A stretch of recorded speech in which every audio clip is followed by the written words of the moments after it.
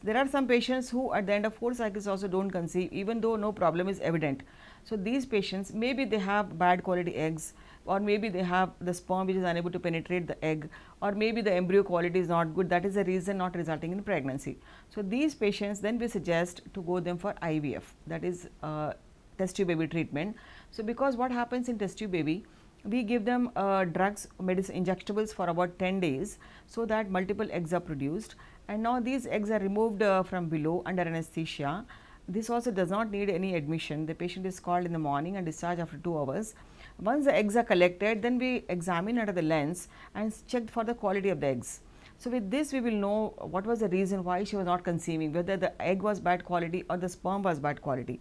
If the egg is good quality, now we inject with the sperms and we prepare embryos. Now again we check the embryos, and whichever is the best embryo, we load in a catheter and then we insert in the uterus.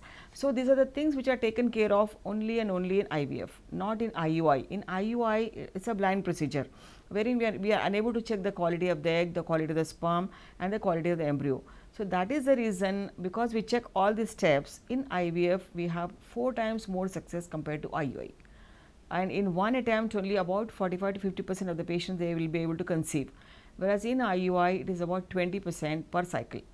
So if patient can afford, and if suppose they have tried all the various methods, or if they have both the tubes blocked, or if they have severe endometriosis, or if they have finished 4 to 6 cycles of IUI, now these are the patients we suggest them to go for IVF, because IVF is a final answer for these patients, wherein we'll check the quality of the gametes and the quality of the embryo.